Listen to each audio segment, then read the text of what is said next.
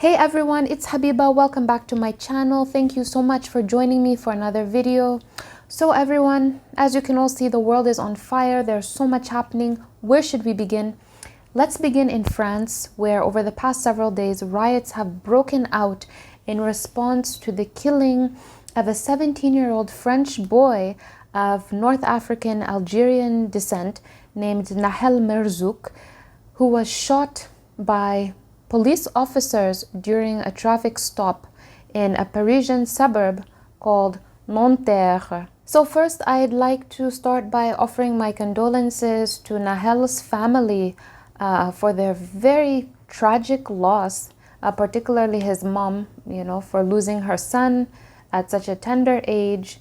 And this occurred just a couple of days ago on June 27th. So the streets of France have literally turned into a battleground between police officers and protesters who are incensed, who are outraged by the murder of this young teenager, named Nahel. So to date, 1,300 protesters have been arrested, according to sources, since these riots have broken out. Think of that number. That's a huge number. 45,000 police have been deployed to the streets to try and quell the protests. So everyone, think about those numbers. 45,000 police deployed to the streets since, I told you this has happened just a couple days ago, June 27th. Tuesday, June 27th. It hasn't even been a week yet, right? And 1,300 protesters jailed, just to give you a sense of the outrage, the extent of people's outrage and the extent of the protests.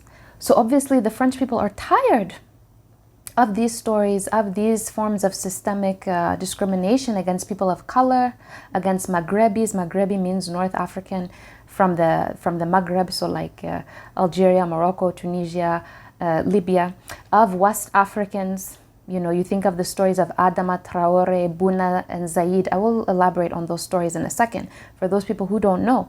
But just to add some background, to set some context to all of this, in France, like in several other countries, like right here in Canada, like in America, there is an issue, a major issue between the police system and communities of color, right? So let's say black people, or now in this case, this was a Maghrebi boy, so North Africans. And in France, in the French context, it's particularly North Africans and West Africans, right? Because in the French banlieue means suburb in French. And in France, there's a system of suburbs, right? Les banlieues, where people of lower income live in these suburbs, in these like super high-rise buildings. But now people of lower income, or being of low income, we know correlates with being a person of color. So very often in these French suburbs, you find people of immigrant backgrounds, you find Algerians, you find Moroccans, you find Malians, you find Senegalese, you find Guineans, right? So being of lower income correlates with being a racialized person. So the youth of the banlieue have historically had poor relationships with police. So there's always been that dynamic of racial profiling, of harassment from the police, of systemic discrimination against the youth of the banlieue. And too often it has culminated in the murders of youth, of black youth, of Maghrebi youth, from the banlieue. So one high-profile case was that of Bouna and Ziad in another banlieue called Clichy-sous-Bois. And these two young teenagers, so Bouna Traoré of Mauritanian background and Zaid Benna of Tunisian background. So these two teenagers, they were being chased by police in Clichy-sous-Bois. They were running away from the police. So they hid in an electric transformer, those big electric boxes you see on in construction sites or just certain areas like electrical sites. So they hid in one of those in an attempt to escape from the police, and they died. They were electrocuted. So at that time, the French suburbs erupted into massive protests. And just some backstory to all of this. The reason they were being chased by the police is because they were wrongfully accused of a break-in. So think about that. They were wrongfully accused of a break-in, and then the police hunted them. They hid in the electrical transformer box. They were electrocuted. they died. May their souls rest peacefully. The reason I'm bringing this up is because that was in 2005. We're now in 2023. That's 18 years ago. That's nearly 2 decades ago, and something similar has happened again, right? To another youth of color. So clearly there's an element, there's like a very obvious element of racism here. And that 2005 incident with Buna and Ziad, just to note, of course, there have been others that preceded that one in 2005. This has been something that's happening for so long. But why that one stands out and why I'm bringing it up again is because it was such a high profile case and received a lot of media attention, and there was so much outrage and so much anger at the time. The French Prime Minister at the time declared a state of emergency. And that was very telling because it was the first time since France had declared a state of emergency since the War of Algeria. In 2015, the officers who pursued Buna and Ziad, causing them to hide in the transformer box, they were cleared, they were acquitted. So that reminds us of so many stories. That reminds us of Amadou Diallo, the police officers were acquitted. So similar to here in North America, in Canada and in America, when these cases happen, very often the police officers are acquitted. So coming back to the tragic murder of this teenager, Nahel Merzouk, President of France, Emmanuel Macron, is reported to have said that what happened to him, the murder, is, quote, inexcusable and unforgivable, and that the incident, quote, moved the entire nation. So we're happy to have that commentary from the French president, and of course others high-profile French people, such as the famous soccer player Kylian Mbappe, have taken to their social media to express their condolences. And now here's something I want to add, because a lot of people will come online, many will come online, fortunately, and express their condolences, and will try to unpack the systemic issues, will try to unpack the root causes, will try to understand people's frustration and people's outrage, and to understand why people are protesting. But many will not. Many will come and criticize the protesters and say they're damaging public property, they're turning their country into a war zone, they're causing so much chaos and so forth. But now what I want to say is the actions of the protesters reflect a people who feel they have no recourse. And this is something that's very important to note. What do people do when they feel they have no recourse to justice? When they're tired of something being repeated over and over again for decades? When they see these people being killed at the hands of police over and over again, right?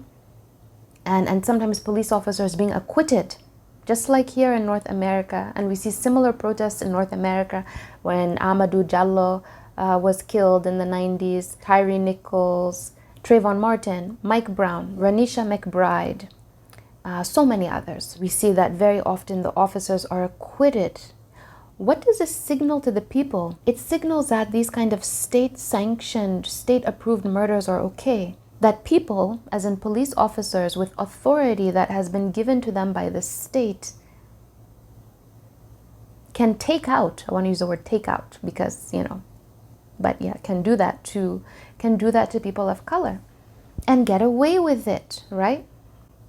And so that's fundamentally what leads to the burning of cars on the street, to the destroying of stores, to all of that, to the clashes with police officers.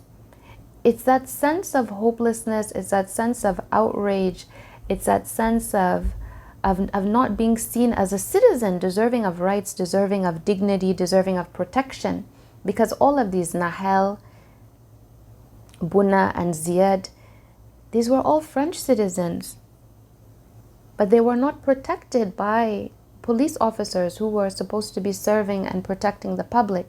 So that's precisely what leads to the outrage, what leads to the protests. It's people who feel they have no recourse. They feel that if they do that, if they express their outrage and their anger by taking to the streets, by protesting, by saying no more, that they just might be heard, right?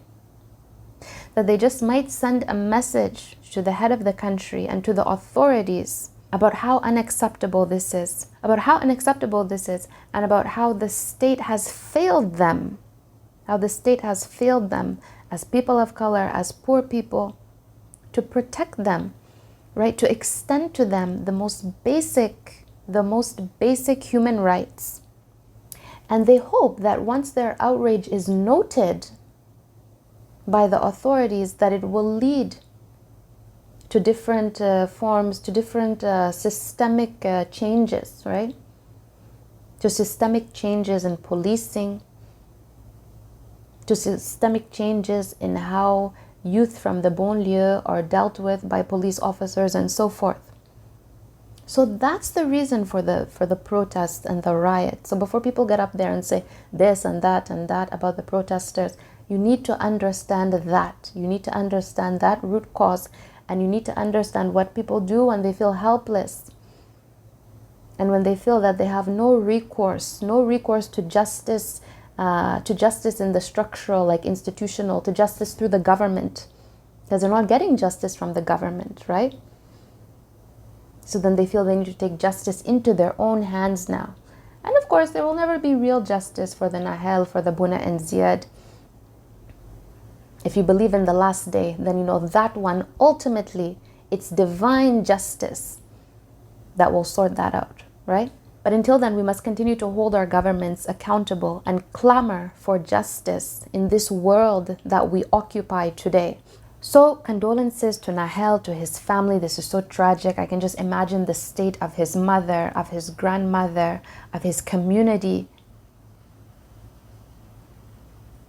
Sending them so much love, and courage. He was buried today. I'm filming this July 1st. He was buried today. All right, so thanks for watching, everyone. I just wanted to hop on here, share some thoughts. Thanks for joining. I will see you in another video. Please don't forget to hit the like button. Please don't forget to subscribe. Friends, if you want some further commentary on the murder of Nahel by French analysts themselves, I would recommend Rukaya Jallo and Yasser Luati. I will share links to some of their work in my description box. Okay, thanks for watching, everyone. See you in my next video. Bye.